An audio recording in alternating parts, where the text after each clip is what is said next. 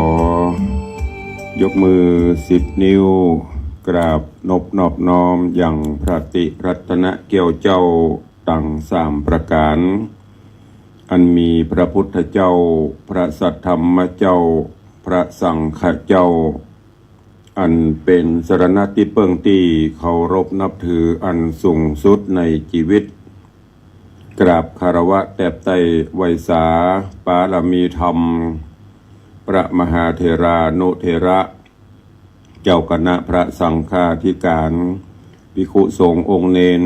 จุตนจุองค์โดยความเคารพขอเจริญสุขเจริญปอนสาธุชนญาติโยมพุทธบริษัทติ่นจองห้องวัด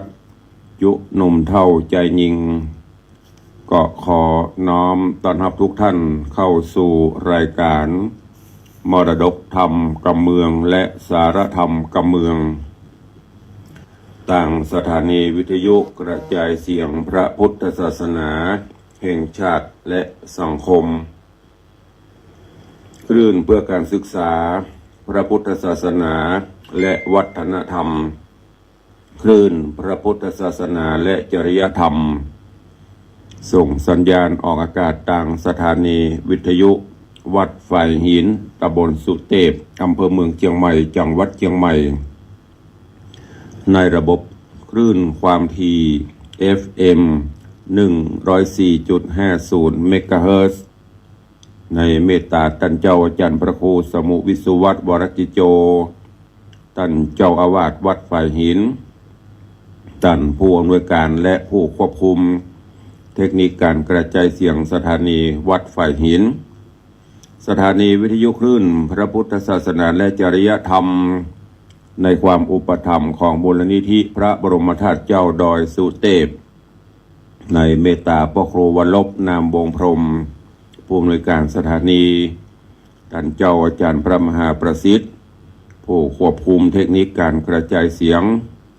ส่งสัญญาณออกอากาศในคลื่นความถี่ FM 96.0 เมกะเฮิรตซ์ ตลอดจนสถานีวิทยุชุมชนต่างๆที่ต่างท่านผู้อำนวยการได้นำเสียงนี้ออกอากาศให้ญาติโยมต่างหลาย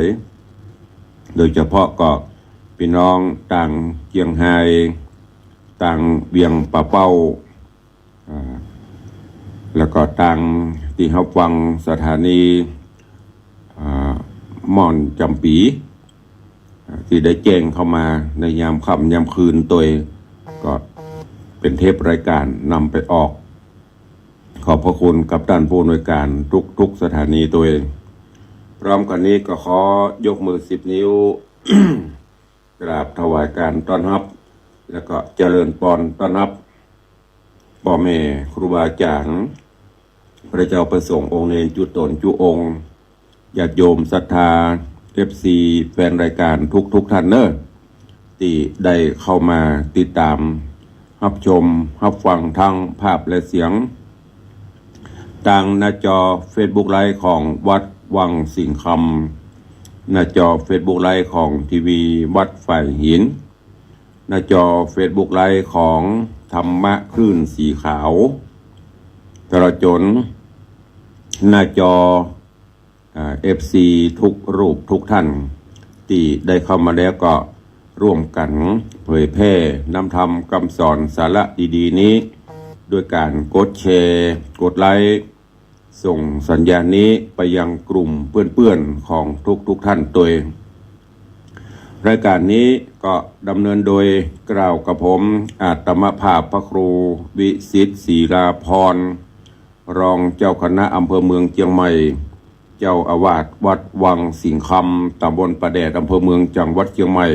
หรือตุลุงในวังเป็นผู้ดำเนินรายการนำรายการนี้มาพบปะกับทุกท่านตั้งแต่เวลานี้เป็นต้นไปเนอะ ก็เจริญพรต้อนรับเนอะปเลี้ยงเจดีย์แม่ครัวกระดาษลุยไฟเป็นอันโอสาธุยินดีต้อนรับสู่รายการเนอะเจริญพรต้อนรับโยมแม่ดาวันคำวัง แม่เลี้ยงวังสินคำเจริญปอนต้อนรับคุณโยมสมศรีพรหมเมืองเจริญปอนต้อนรับน้องคนเดิมเจริญปอนต้อนรับนันจรันปียจันทร์สโลมดอยซิวเจริญปอนต้อนรับพิธาจารย์มคณายกพระนันทิสมเตปินหรือว่าพระนันทิสมเจ็ดสีเจริญปอนต้อนรับโยมป่อสุวรรณอินใหญ่เจริญปอนต้อนรับโยมสลินทิพย์บุญเลิศ น้อมถวายการต้อนรับท่านเจ้าจันทร์พระครูวินัยทรเมธาสิทธิ์เนอะวันนี้เป็นนบุญเนาะครูบาอาจารย์เข้ามาเยี่ยมมาส่องถวายการต้อนรับท่านเจ้าพระครูสิริวจิโรภาสปเลียงสันประฝ้ายตะปูนก็มาเป็นกำลังใจเข้ามาติดตามรับชมในรายการวันนี้ตัวเองขอถวายการต้อนรับแล้วก็เจริญปอนต้อนรับทุกท่านทุกรูปเข้าสู่รายการเนอะเจริญปอนคุณโยมหนูสุพินวิริยาเข้ามาแล้ว พี่นานว่าจะได้อากาศหนาวขนาดดูแลสุขภาพขอบคุณเนอะปกติตุลุงจะมาใส่หมวกอุ่นจะมาใส่ผ้าห่มผ้าตุ้มนะอากาศมันอย่างที่ พี่นานว่ามันเปลี่ยนแปลงบางวันก็ร้อนบางวันก็หนาวแต่วันนี้อย่างที่ดูข่าวตะกี้อุณหภูมิยอดดอยอินทนนท์ติดลบละเหมยขาบขึ้นละช่วงนี้ก็เป็นช่วงของไฮซีซั่นช่วงของการท่องเที่ยวเนาะนักท่องเที่ยวก็เข้ามาหลายรถราก็นักไปที่ไหนก็ต้องเตรียมเผื่อเวลาด้วยเนอะที่สำคัญก็คือ วันนี้เป็นตุอุยแม่ละตุอุย เสียงก็บ่ค่อยปกติเนอะพี่นานเฮยในช่วงนี้กิจนิมนต์เทศน์อย่างต่างๆก็งดบางวันก็ดีเสียงเกี่ยวบางวันก็อ่ำบางวันก็ไอกับพอเบาบางลงอากาศเย็นเอาให้เหมาะยานิสปะวายาเนอะญาติโยม ถวายมาพ่องซื้อเองพ่องไม่ว่าจะเป็นชวนป่วยปีเปกอก็ดีกาเสือดาวก็ดีกาตะขาบ5 ตัวยาทิฟฟี่ดีคนเกณฑ์ก้าบะนาวนี่แฮมบะนาวเสี่ยงประมาณ100 กว่าลูก100 กว่าเกณฑ์นะวันนั้นไปกิจนิมนต์โยมโดยเต่าเพิ่นถวายมาถุงบะเละเร่นคือลูกพระลูกเนรคือโยมเปิ้นบีบเปิ้นคั้นเอาน้ำใส่น้ำผึ้งใส่เกลือจิบไปเตะกับจิบโอ้โหจนพอค้อนคอ เกือบปจะลุต้องสปะสปันโบราณเปิ้นบอกว่าตุลุงถ้ามันบะหมดฤทธิ์มันดึงมาหายก็ประคับประคองไปตัวแต่ตอนนี้ก็ดีขึ้นพ่องแต่ว่ากิจนิมนต์ทางเทศน์ทางธรรมต้องขอประทานอภัยสู่มาภัยครูบาอาจารย์ญาติโยมเนอะที่นิมนต์แต่ไม่สามารถไปฉลองศรัทธาได้ก็จะได้ก็ ดูแลสุขภาพร่างกายกันเนอะโรคภัยไข้เจ็บมันมากับหน้าหนาวอย่างก็ไข้หวัดใหญ่หวัดน้อยมีสปะโรคที่บ่เคยหูบ่เคยหันมันก็มาโดยเฉพาะโดยอากาศแล้วก็มันมีการปรับตัวมันตัวยุงบ่ได้ยังปรับตัวญาติโยมทั้งหลายเจริญปอนต้อนรับเนอะโยมลักษณะเกตดีโยมจันเพชรพงษ์พมรพี่หมอมัฒนามพันธ์เนอะโดยเฉพาะพี่หมอนี่มีปัญหาการดูแลสุขภาพเปิ้นผ่านมาหมดละก็ยุงตะก่อนนี่ตัวนิ้วเดียวบะเดียวตัวเบลนครบคันเนี่ยแล้วก็มาโดยช่วงเนี้ยเปิ้นจะประกาศแล้วเนอะอย่างก็ห้ามเผาฝุ่นหยังโอ้มันมาตัวโลก็ดูแลสุขภาพกันไปเจริญปอนเนอะโยมพี่ชัญญนุชกันทวงศ์กำลังเข้ามารับชมติดตามวันนี้ ก็เวลาบรรยายไปก็ดีอู้ไปก็ดีเทศไปก็ดีมีเสียงกระแอมกระไอพดยศออกไปต้องขอสุมาอภัยล่วงหน้าไปก่อนเนอะอย่างที่ได้บอกไปโดยเหตุโดยผลสุขภาพโดยว่าเสียงยังบ่เขาตีเขาต่างเตือนแต่ก็คือเติงหาอีป่อยแม่ญาติโยมก็ตุลุงหายไปไหนมาเหวันโพมาเหวันทำกรรมก็หายไป วันก่อนก็ไปถวายการต้อนรับคณะผู้ตรวจเยี่ยมประเมินผลอย่างที่ได้บอกไปแต่ว่าก็ไปพบไปปะหมอพบแพทย์ใจเวลาไปแต่ว่าใน9 โมงปิดวัดประบ่าย2 โมงนะตัวลุงไปอย่างตาเนี่ยมันมาตัวโลเนอะโอ้กราบถวายการต้อนรับหลวงพ่อเนอะตัวลุงปะเงะมาได้ไปหาไปเยี่ยมเต้าประเดียวอากาศก็ดีขึ้นมาละ นี่เปิ้นก็ติดตามตลอดเนอะถ้ามีโอกาสผ่านมาตั้งเชียงใหม่ก็นิมนต์แวะในวังเนอะตัวลุงเนอะแต่ว่าไปหาหมอพอรู้สึกว่าตาก็เริ่มมีปัญหา ตาข้างขวาพอใกล้ๆแน่มันจะดำบางครั้งโยมมาจัดใกล้หมูจักนะเป็นไปตามสภาวะธรรม กาเริ่มจะเป็นฝ้าเป็นมัวไปหาหมอแต่ว่าหมอเป็นบอกว่าจะต้องใส่อย่างก็เลนอีกอะเพิ่นห้องอย่างเลนเทียมอีกอะเปลี่ยนเลนตาหมอไปเรียกเพิ่นเก่งนะแต่ได้หันถ้าหูกล้าใจแล้วก็หนาวเนอะ ค่าใช้จ่ายหนาวถามหมอแต่ว่าค่าใช้จ่ายประมาณเท่าใดเพิ่นบอกว่าไดประมาณ100,000 บาทโดก็ถ้ามันประคับประคองไปได้กับประคับประคองไปก่อนเนาะ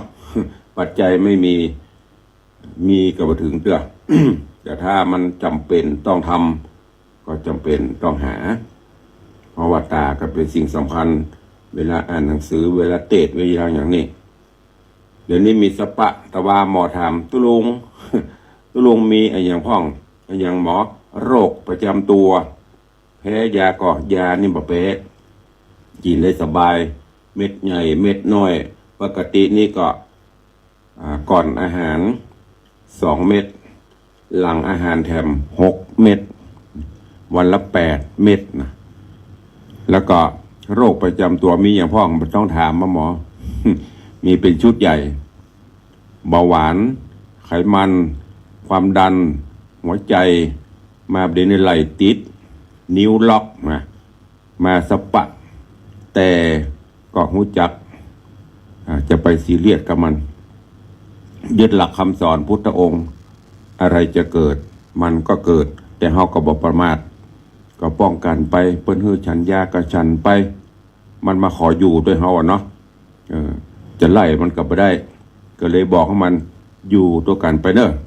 จะไปหายจะไปขาดจะไปดื้อไปดึงเบาหวานก็เหมือนกันจะไปนับก็จะขึ้นก็จะขึ้นนับจะลงก็จะลงเด้ออยู่ตัวกันปัจจยะถ้าโรคใดดื้อดึงนะเผา เผาตัวกันหมดอ่ะไม่ได้รอดตุลุงก็บ่รอดสู่ก็บ่รอดเนอะถ้าเฮามาโอ้บ่สบายเป็นนั่นเป็นนี่ง่อยงอไปสุขภาพจิตเฮาก็จะเสื่อมเมื่อสุขภาพจิตเสื่อมกินข้าวบ่ล่ำกินน้ำบ่ลงนอนบ่หลับสุขภาพกายสุขภาพใจก็แย่เพราะนั้นหันบางวันก็ เวลาไปกิจนิมนต์ครูบาอาจารย์ญาติโยมไปโอ้ตุลุงหุ่นดีเนาะเมื่อก่อนนี่จะตุ้ยปีดีงามขาวนี่เนาะแต่ก่อนช่วงก่อนนั้นน้ำหนักตุลุงจะมีอยู่85 84 85เนี่ยบางเทื่อกับ86บัดเดี๋ยวนี้เหลือ74 75บางวันก็76เนี่ยหายไปประมาณ10 กิโลเป็นไปตามสภาวธรรมอายุก็เลข6ละคุ้มค่าแล้วเนาะเลยเกิ่งมาละมันจะปิกวันไหนกับปิก ไม่ได้ซีเรียสกับมันแต่ขออย่างเดียวอย่าทรมานท่านนะเนาะอันนี้นำมาเล่ามาโอ้มาฝากเนอะตีตุลงเบบๆบอมหายไปพ่องนี่นะก็ด้วย ต่างสุขภาพพ่องต่างกิจคณะสงฆ์พ่องก็นำมาแจ้งให้ญาติโยมวันนี้เนอะโอ้วันนี้ศรัทธาติดตามลวงลายโย FC ตั้งหน้าจอ Facebook ก็ยังบลืมเตื้อตั้งวิทยุก็ลวงลายอยู่หนาแน่นอยู่เหมือนเดิมทำเพื่อเป็นกำลังใจเนอะเจริญปอนเนอะโยมทองคำที่วงคำโยมแม่วิน้องแฮกเกอร์กำลังเข้ามาเอาแล้วนับพร่ำพรรณนานักเวลาก็ล่วงเลยมานักเกละกำเดียวได้รายการถ้ามีเวลาก็ก้อยอู้ก้อยจ่ากันต่อก็มาฟังพระธรรมเทศนาในหัวใจรายการ มรดกธรรมกับเมืองจันตะฟองสมุทรตุลุงได้เทศนาจบไปละ4ผูกวันนี้จะขึ้นผูกที่5ก่อนที่จะขึ้นสู่ผูกที่5ขอนำเอาเรื่องราวของในตอนที่แล้วมาอูจ๋าคือกับญาติโยมทั้งหลายเนาะเพื่อที่จะได้ปฏิติดประต่อเรื่องราว ในตอนที่แล้วแปลที่นำปลาร่างของสามาวดีได้ล่องลอยไปตามกระแสแม่น้ำซึ่งก็โดยมีเทวดาหรือว่านางเมขลาเทวดาติดตามปกปักรักษาแล้วก็ในตอนที่แล้วเมขลาเทวดาก็เนรมิตหาดทรายดอนทรายในเวลาค่ำคืนไปไหลไปจอดที่ไหนก็จะเนรมิตหรือว่าปรับลานคือเป็นลานทรายขาวคือนางได้พักผ่อนพอรุ่งเจ้าตะวันขึ้นก็จะกลับกลายเป็นแม่น้ำตามเดิม แล้วก็เปก็ล่องลอยไหลไปเรื่อยๆจนกระทั่งเปของนางบุญตอนนี้ไปถึงยังที่อยู่ของอาสโลมพระฤาษีอาสโลมพระฤาษีตัวนี้ก็เพิ่นกับปั๊มเพลง ภาวนาตามกิจของนักบวชปั๊มเพลงภาวนาไปชื่อว่าวิสุทธฤาษีตัวนี้นะชื่อว่าวิสุทธฤาษีเป็นผู้ที่มีฤทธิเดชมีเวทมีมนต์ภาพผจญยักษ์กาอย่างกานี้มีอย่างมาสิงสะมามีอย่างมาลาวี อยู่ประพฤติวัดปฏิบัติธรรมแล้วก็ในโอกาสนั้นก็แปลของสามาวดีเป็นวันเดือน4เพ็งพอดีเพราะว่าเป็นวันเดือน4เพ็งแปลของจันตะสามาวดีก็ล่องลอยไปใกล้จะถึงอาสลมปฤษีในคืนนั้นปรากฏว่าปฤษีปั๊มเพลงภาวนาแล้วก็จำวัดจำวานอนรับไปเถอะ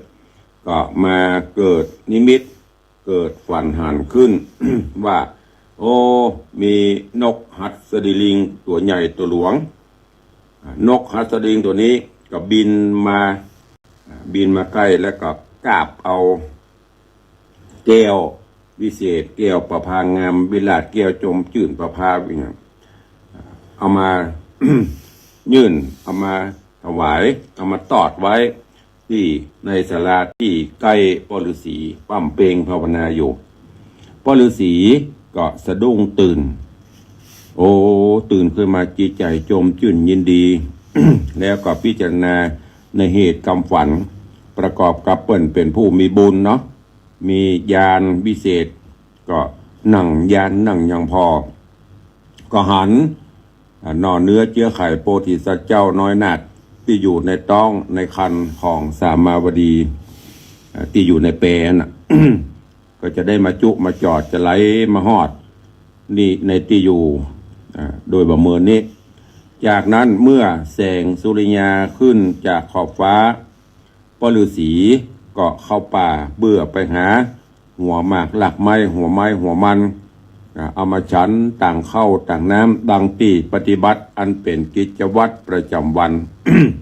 ถึงวันไปหาผลหมากหลักไม้ก็ยังมาเขียมบ่พอได้เต็มที่แต่ว่าวันนี้เกิดอัศจรรย์อย่างต้นไม้ต้นใดที่บ่เคยมีลูกมีหน่วย วันนี้ก็กลับเป็นว่ามีหน่วยเต็มต้นนะต้นไม้ต้นตอกลูกไม้หัวมันเต็มที่พ่อฤาษีก็เก็บเอาหัวหมากหลักไม้ผลหมากหลักไม้ลูกไม้หัวมันมาจนเต็มซาเต็มตะกร้าจากนั้นก็ เข้าสู่ศาลาก็มานั่งฉันผลหมากหลักไม้ปอตะวันหรือว่าพระอาทิตย์ขึ้นใกล้จากกลางวันละก็มีใจใครอาบน้ำชำระเหือใครพ่อฤาษีก็จึงไปสู่ยังตีต้าน้ำคงกาเพื่อที่จะชำระอาบน้ำอาบหนองและจะล้างเหือใครเมื่อพ่อฤาษีอาบน้ำอยู่นั้นหมู่ปุงเทวดาเจ้าที่รักษายังเปของสามาวดีก็ได้ยุช่วยกันยุช่วยกันพยุงเปของแม่นางจันตสามานั่นน่ะไหลล่องกงกามาใกล้ที่พ่อฤาษีอยู่พ่อฤาษีก็ได้ยินเสียงของคนฮ้องเฮ้ยจุ้ยก็คือสามาวดีน่ะก็ฮ้องเฮ้ยจุ้ยจากนั้นพ่อฤาษีก็มันเป็นเสียงนี้มาจากหันเปมาก็เลยด้วยความสงสัยฤาษีก็เข้าไปแล้วก็ลากจุงเอาเปนั่นน่ะเข้ามาสู่ยังตาแม่น้ำแล้วก็เอาแม่นางสามาวดีเนี่ยลงมาจากเปแล้วก็นึกถึงกำฝันตะคืนตัวเองจากนั้นก็ถามจันตสามาว่านางเป็นไผเนี่ยจะได้ถึงมาขี่เปถึงไหลเปมามีโตดมีตาอย่างกะหรือว่าพ่อแม่นางน่ะชื่ออย่างอยู่บ้านใดเมืองใดจ๊ะหรือนางมีโตดมีตาอย่างกะต้องอาจญาเจ้าอย่างกะเปิ้นถึงเอาวันนางไหลมาอย่างอีกำลังสอบถามจันตสามาวดีผูกคนที่สี่ก็ปริปุนังจบลงวันนี้ฟังกันต่อว่าเรื่องราวของจันตะฟองสมุทรจะเป็นจะใดก็เจริญปอนทุกท่านได้ติดตามฟังพระธรรมเทศนาปืนเมืองเหนือเรื่องจันตะฟองสมุทรในผูกที่5ตอนที่1ณโอกาสบัดนี้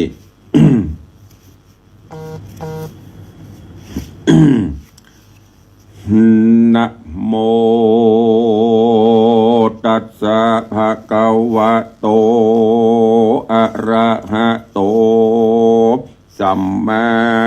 สัมพุทธัสสะ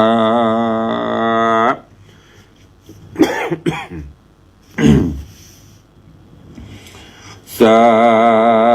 ทธโวฟังลาโสทุจันนาสัพพุริสะทั้งหลายทั้งหญิงใจเท่าแก่ตั้งพ่อแม่น้อยนานมานั่งอยู่กลางวิหารพร้อมหน้าจุงทอมทาดาฟังนิยายยังไปแจงพระจริงแสงเตสนาฮือปะกันตั้งจิตใจฮือจำแจ้งทีอันเป็นที่สอนใจฮือเป็นอุปนิสัยสืบต่อฮือตั้งนานรอพระสัทธรรมอย่าเบ่นหลังต่ำและอูฟู่มีจิตใจอยู่ในโอวาทกรรมดี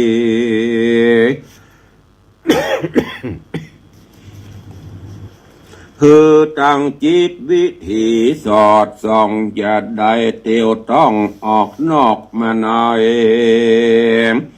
อย่าอาจไหลอ่วงของอย่าอ่วงอมกันงานหือทอดบันกรรมอันเป็นบาปอุตสาหะฟังธรร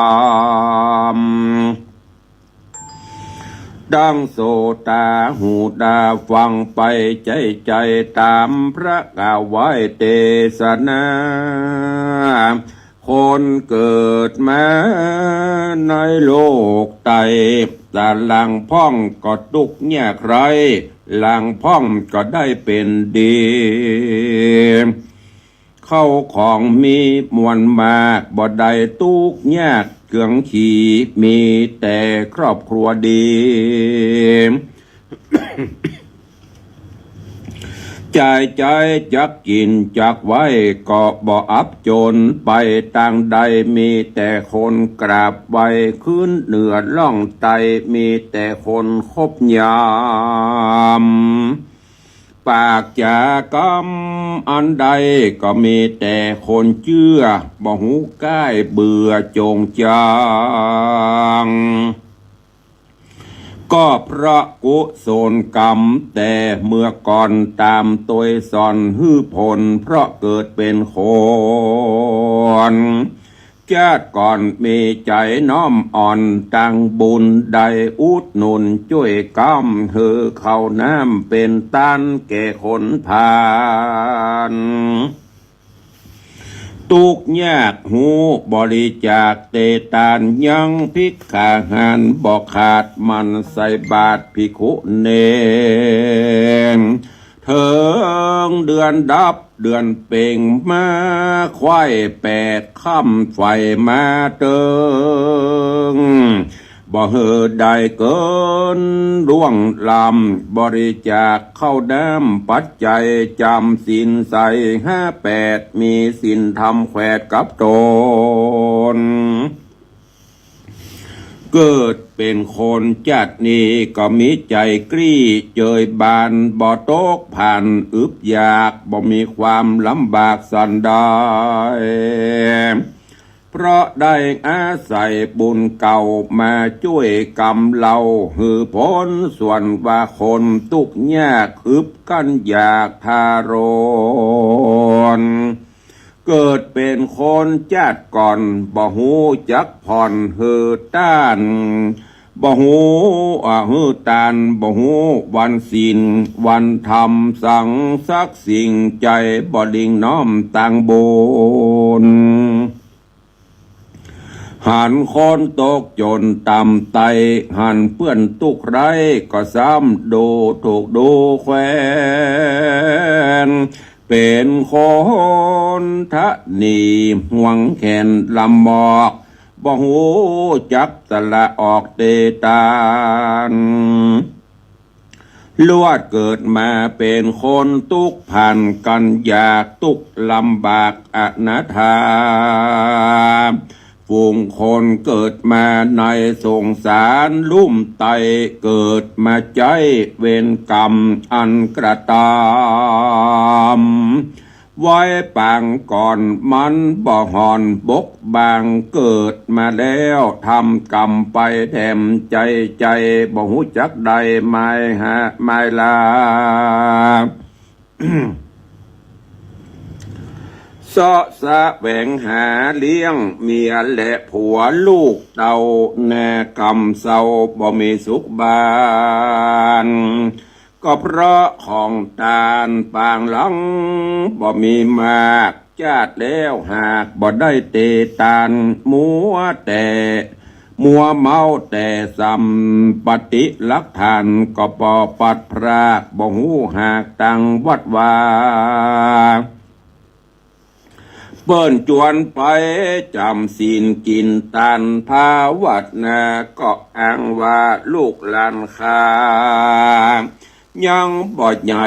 ตั้งงัวควายเป็ดไก่ก็บ่มีไผพอก็อ้อยแย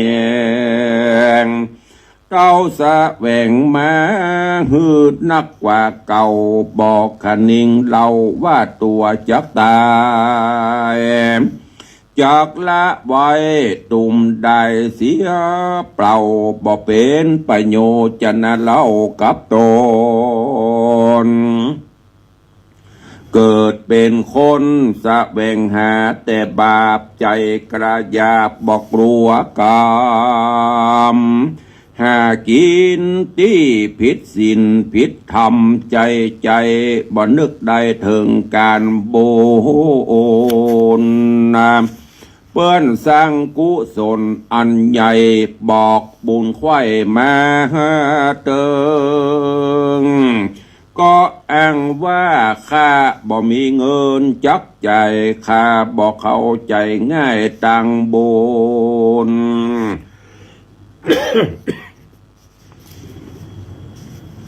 ลวดบ่อกำโจอุดหนุนสักสิ่งอันนี้ต้านจริงกล่าวว่า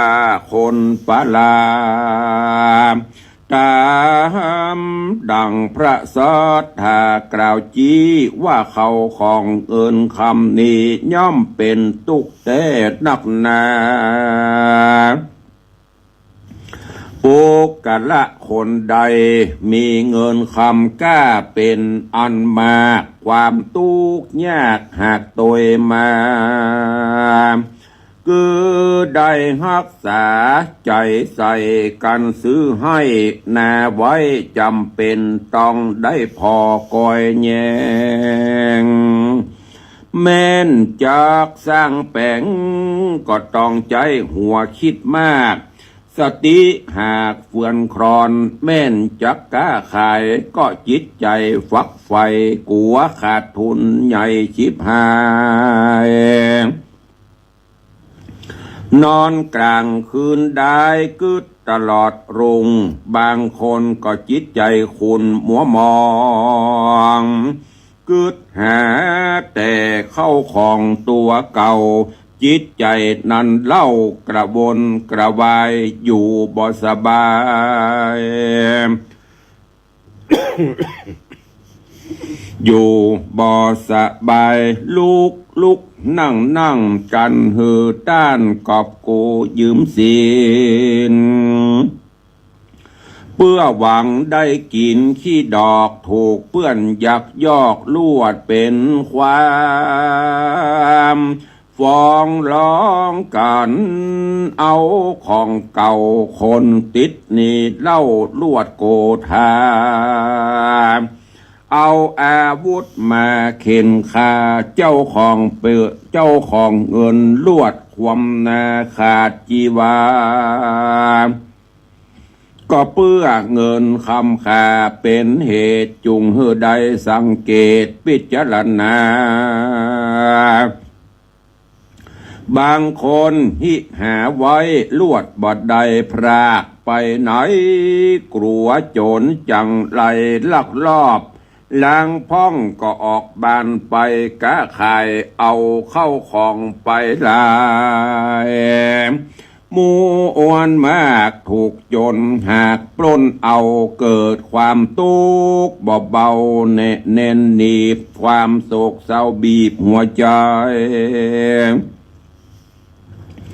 ฮือพิจารณาโดยทวนทีฮือหูตี้สละตานเพื่อฮือเหมาะเพื่อฮือผ่อนเบาบางพ้นจากการยุ่งอย่าเป็นการตัดความโลภมากออกจากใจเฮาจักสบายไปนะฝูงหมู่ปูปลาเอาฮือพิจารณาใจเพื่อบรรเทาเสียได้โดยการฮือตานและนาสัทธาวาโหนายโกอันว่าพระสัพปัญโยพระพุทธเจ้าอันจักเล่าเก้านิทานดิญายังไปแจงพระจริงแสงเท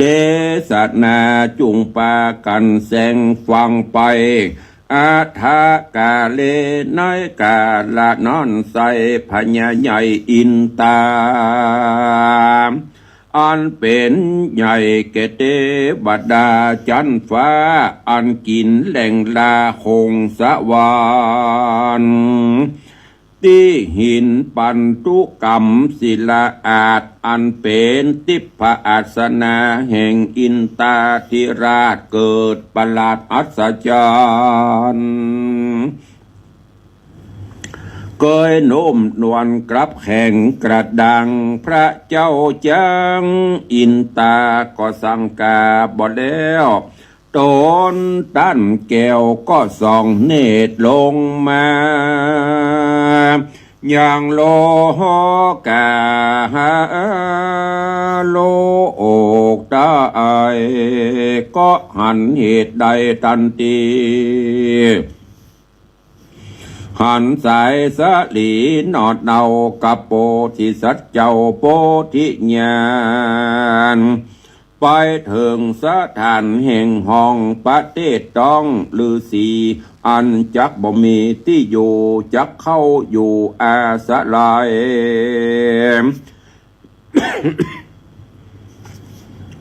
กลางดงไผ่ป่ากวางอันเป็นที่เล็ดจังเสือสิงกันขาดนิ่งดังนี้แล้วจึงเรียกเตบะบุตรแก้วต่างตาว่าฮือต้านนี้นาลงไปเมืองคนลุ่มไตไปในละมิดไว้ยังศาลาในพงพระนาป่าไม้บอกไกลบอกไกลบอกไกลอาสาลมปอดไทยหรือสี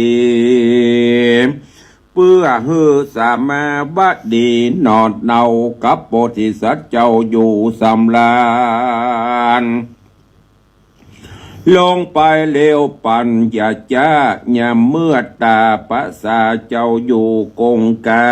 กับนางจันตะสมานอนเอาเตบะบุตรตนเก่า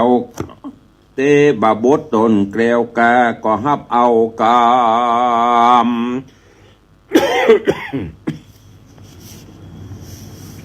แห่งองค์คำเจ้าฟ้าแล้วรีบใบหน้าสู่เมืองโคนเข้าพระโสนาป่าเศร้าอ่านเป็นที่อยู่เจ้าหมอลือสีเนนาเตบะบุตรโดนมีฤทธิ์ที่เลิศแล้วก็เนละมิตรสาระแก้วลังงามกลางดงรามป่าไม้บอกไกลบอกไกลบอกไกลอาสะลมแห่งเจ้าฤาษีโดยฤทธิ์อันวิเศษเนรมิตโดยพระเวทกวนอามเป็นพระบรมเป็นพระบรรณศาลาอันงามยิ่งแล้วเตบะบุตรแก้วก็สะยองขึ้นบนอากาศไปสู่ปราสาทอันเป็นที่อยู่แห่งตนก็มีวันดันและนาตามัดทังปะกาเสนโตสัทธาอาหะสัทธาสัพปัญโยพระพุทธเจ้าจักเล่าเรื่องเก่าอันเป็นมาว่าภิกขเวดูราภิกขุตั้งหลายตนมีสินใสสะอาดบ่ได้ขาดเสียตนปางเมื่อพระองค์เตียวตองในเขตต้องวัฏสงสารกำลังอยู่ในคันต้องแม่เตบัตัดกมายุเยฮือพญา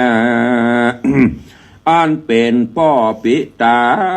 หนอไทยฮือต้านเอาใส่แปรใหญ่ไหลน้ำกงกาเกือบจักดาบอดหลอดดาจักทอดตนตายตกวังใส่กวางใหญ่กันบอดได้เทวดา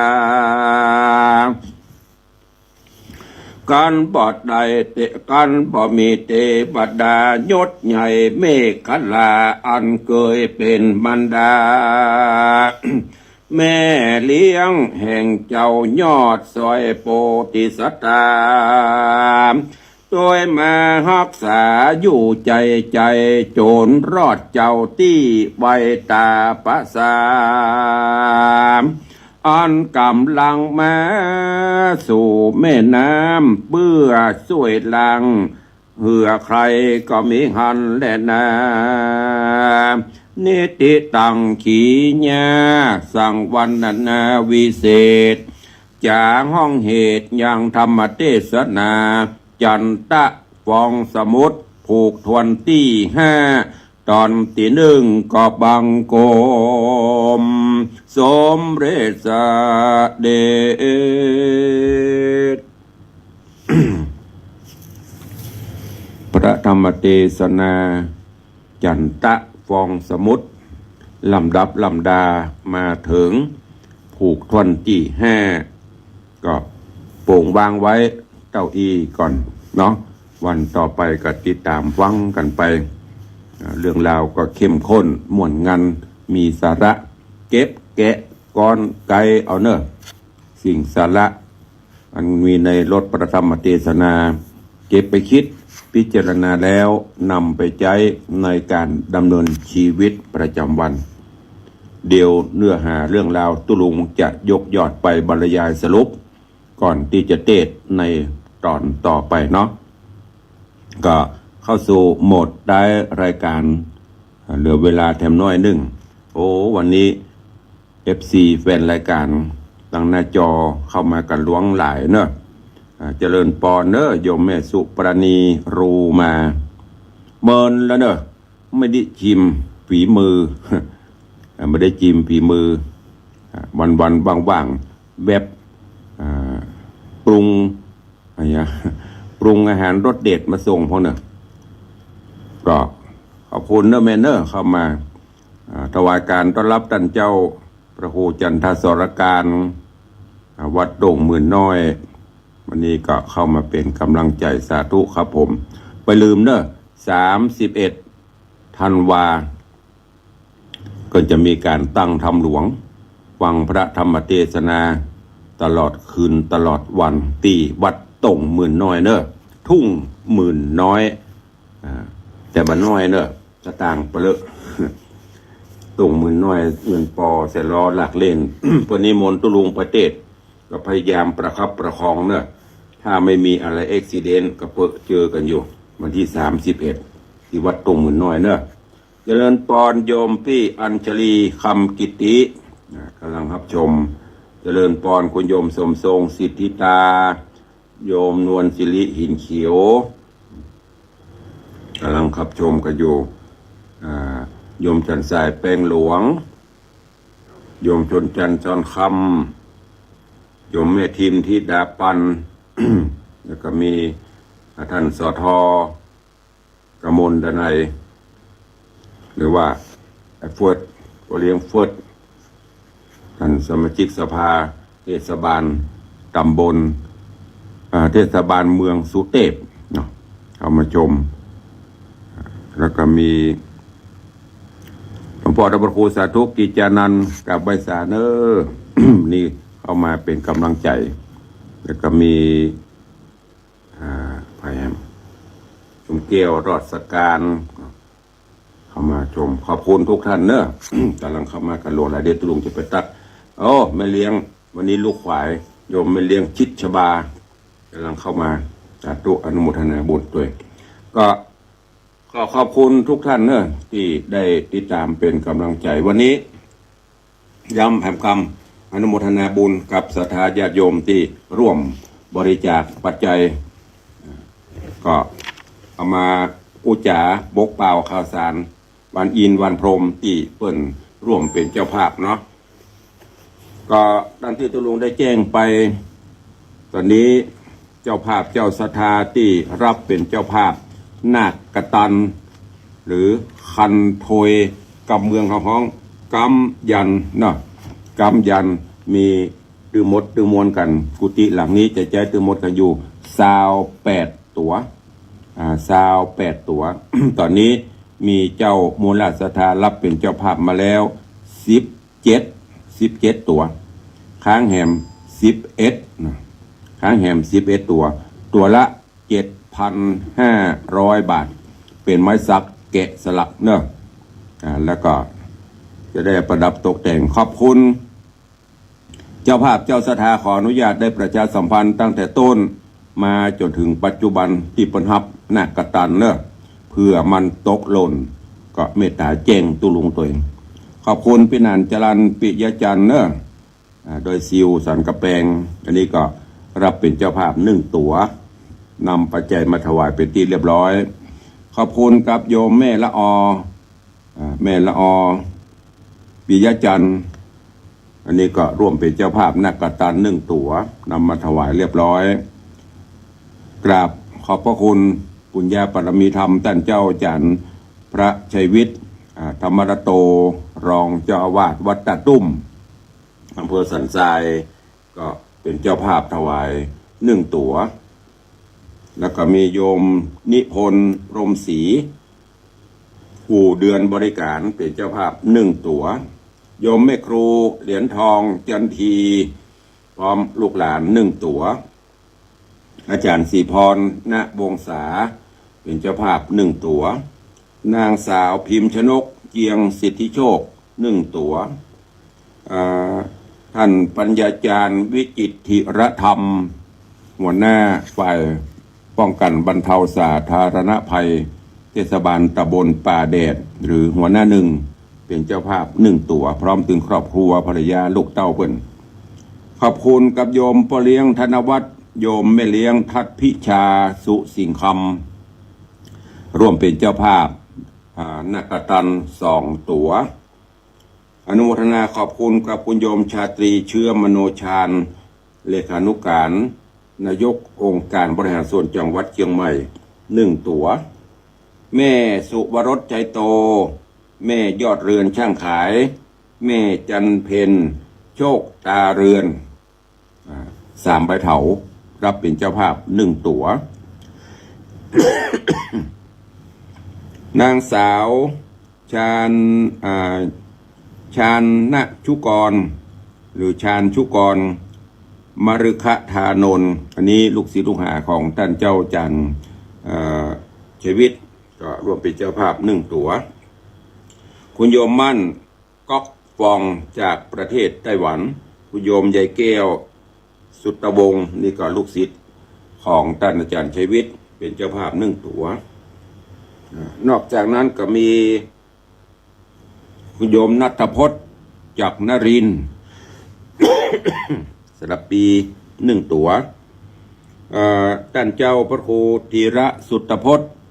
เจ้าคณะตำบลสุเทพร่วมเป็นเจ้าวาดวัดผาลากเป็นเจ้าภาพ2 ตั๋วแล้วก็มีโยมแม่จันเปงคำมาเมืองร่วมทำบุญ500 บาทโยมยงยุทธดอกพร้าวร่วมทำบุญ500 บาทโยมแม่โยมจันเรืองปิยจันทร์ร่วมทำบุญ300 บาทอันนี้ที่ร่วมเป็นเจ้าภาพแล้วก็มีโยมป้อทองใบเปรมประชาโยมป้อก็ร่วมโมทนาบุญมา 4,000 บาทสาธุอนุโมทนาบุญเนอะอันนี้เฉพาะนักกตัญเนอะมันจะตึงหมดตึงมวลนะค้างแหม11 ตัวรอเจ้าภาพใครจะเป็นเจ้าภาพก็ร่วมมาเป็นเจ้าภาพได้แจ้งความจำนงได้เนอะก็ใกล้จะสิ้นปีใกล้จะสิ้นครบรอบปีวันเดือนปี365 วันเหลือบักกี่วันก็จะหมดนะปีนี้ก็ต่างมหาเถรสมาคมต่างคณะสงฆ์ทั่วราชอาณาจักรก็เป็นจะจัดให้มีการสวดมนต์ข้ามปีดังนั้นก็ใกล้วัดไหนก็ไปวัดนั้นเนอะคืนวันที่31ยันรุ่งเช้าวันที่1 มกราคมพุทธศักราช2569ก็ไปร่วมกันวันที่21นี่เนอะเจิญร่วมงานประชุมเพลิงศพท่านเจ้าอดีตเจ้าอาวาสวัดเมืองศาสตร์หลวงตำบลหนองหอยเนอะเพื่อจะประชุมเพลิงศพบนหลังนกหัสดิลิงในลานวัดเมืองศาสตร์หลวงก็เดียวข้าวสารอื่นๆตุลุงจะนำมาอู้มาจากก่อนเหลือเวลาแถมน้อยเดียวปะปะกับพี่น้องต่างบ้านต่างจองเนอะโอ้กราบขอบพระคุณปุญญาปรมีท่านเจ้าเนอะท่านพระครูจันทะสรการร่วมเป็นเจ้าภาพนาคกตัญอุจาคูลครูบาอาจารย์1 ตั๋วสาธุกราบขอบพระคุณเป็นอย่างสูงเนอะ ขอเจริญการกุ่งรุ่งเรืองในพระพุทธศาสนาคือมีสุขภาพพระนามัยสมบูรณ์แข็งแรงเนอะขอบพระคุณท่านเจ้าจันทร์พระครูจันทสรการท่านเจ้าอาวาสวัดทุ่งหมื่นน้อยตำบลหนองหานอำเภอสันทรายจังหวัดเชียงใหม่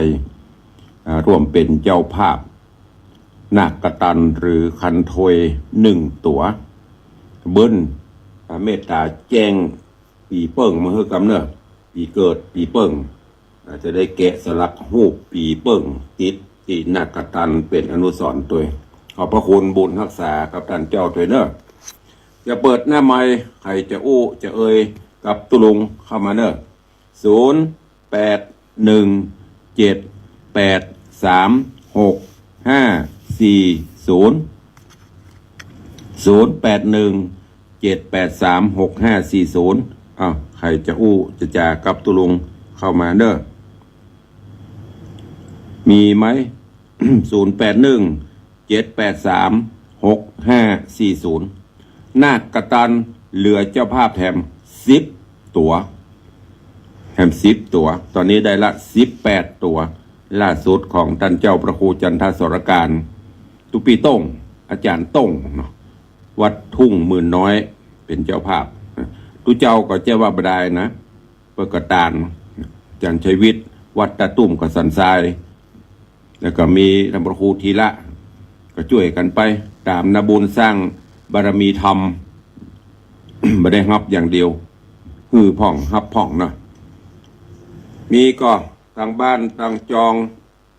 ใครจะอู้ตัวตุลุงเข้ามาเนอะวันนี้อากาศเย็นนะอากาศเย็น แล้วก็กลิ่น หอพักประโยคใกล้ๆห้องตุลุงถึงแม้จะเป็นห้องเก็บเสียงเก็บอากาศกลิ่นมันดึงเข้าได้อยู่เนาะปะท้อ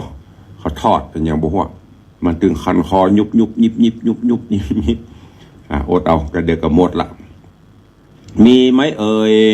ตั้งบ้านตั้งจองโทรศัพท์ตุลุงก็เปิดแล้วหรอมันจะปิดลงไงใครจะอู้ตัวเองเข้ามาเนอะ0817836540ถ้าบะหมี่จะได้ล่ำได้ลากันเนอะเดี๋ยวเวลาตอนนี้ทดเวลาเพื่อตั้งบ้านตั้งจองฟังอยู่ที่ไหนตั้งใดรายงานผลเข้ามาได้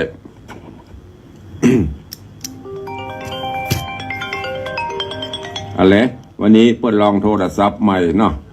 เจริญปอนไปสาครับมาตรการการขอท่านไปติดต่อช่างที่จะปั้นพวกแม่หุ่นคลิปพึ่งเนี่ยจะเส้นเป็นอะไรถ้าท่านลองติดตามกับเขาเพื่อนอยู่วงใหม่อ๋อแต่ดามาตัวข้านนั่งให้แล้วกัน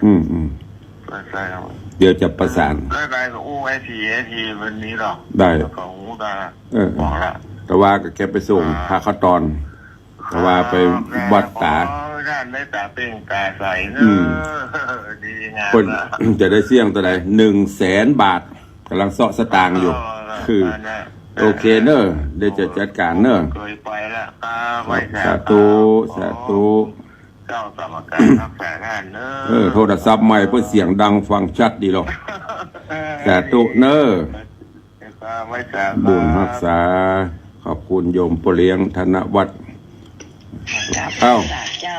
ว่าจะได้แม่สมทรงร้องวัวดำบ่ได้ค้าแหบ10 ตัวจะเอากี่ตัวก็ให้วันใหม่เอาไว้ก่อนนะเจ้าเนาะสาธุขอบคุณเนอะแม่สมทรงสิทธิตาร้องวัวแดงตุลุงเสียวเล่นบ่ได้ร้องวัวดำบ่มีร้องวัวดำร้องวัวแดงขอบคุณโยมพ่อเลี้ยงตัวพ่อเลี้ยงบ่มีเจตนาศรัทธาจะแปลงสร้างรูปเหมือนนี่หรอรูปเหมือนหรือหุ่นขี้ผึ้งของตุลุงเนี่ยแจ้งของไผ่ละคนบอกประวารณาไว้เมื่อละตุลุงก็บอกให้แปลงมันยังหนุ่มกำละไม่กับบนุ่มไม่เด้อแต่ว่าเมื่อมีเจ้าภาพมีเจตนาเพิ่นจะแปลงก็ค่อยไปเสาะช่างแปลงว่าขายไหวกับไหวมันไหวกับจ้างขัดต้นเอาไว้ว่าครั้งหนึ่งตุตนนี้เป็นตุเจ้าสร้างวัดวังสิงคำกับปอละส่วนใครไหวพอเลี้ยงเพราะว่าไผ่ไหวเพิ่นจะไหวหรอ ส่วนญาติโยมศรัทธาไผค่ให้ค่หอมก็หอมเนอะ ใครจะให้จะหอมก็หอมแถมอันนึงที่อู้ห่อกันดีเนาะมันจะว่าข้ามตัวเก่านะ เจตนาที่จริงๆจังๆจะทำลงหรือล่องใครตาลตัวตุลุงก็เข้ามาเนอะเจงเข้ามาได้ล่องเอาไว้ใส่ไผ่ใส่ตุลุงเนี้ยเตือนตัวเก่าแปลงว่านะมาตื่นได้ใจได้หันตัวเจตนานี้คิดไว้เมินละกำลังหาช่างสลาแปลงงามๆเกะสลักงามๆตายแล้วก็ได้นอนนะฮะนะเกณฑ์หนึ่งก็ประมาณหลายหมื่นอยู่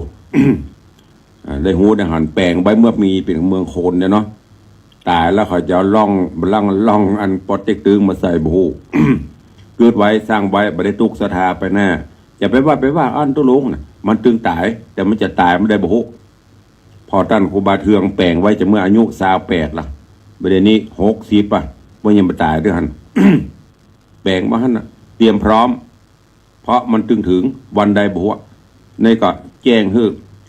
ไข่หอมก็หอมเด้อตั้งแต่ปีใหม่เนี้ยสะเดาะเคราะห์เลาะนามบอกบุญไปเลยไม่ได้บังคับเนอะใครจะตานใครจะห่วมก็ห่วมเข้าไปใครจะประเดิมแรกก็ประเดิมไปอันนี้แปลงลงนอนลงศพใส่ไผ่เอาไว้ใส่ตุลุง ใส่ตุลุงที่ไหนตุลุงตัวเตดเนี้ยที่อูเนี้ยบอกให้ญาติโยมถึงFCถึงหน้าจอเนี่ยเนอะใครจะตานก็ตาน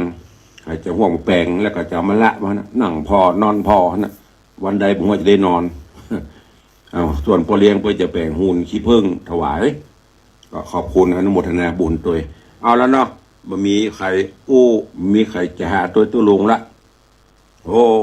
ท่านเจ้าลูกศิษย์ลูกหาคิมหันเอกบุตรพอเลี้ยงมือพอห้องก็มือสีเตียน โอ้เตียนปนนี้สปะเนอะลดเคาะสะเดาะน้ำไม่ใช่เพิ่มเคาะนะ ลดเคาะหับจกหับใจเตียนสปะบูชาได้เนอะ วันนี้เข้ามาเป็นกำลังใจตุลุงตัวก็ขอบพระคุณท่านเจ้าตัวเนอะก็ฝากเป็นสะพานบุญตัวเนอะ ทุกปีคิมหัน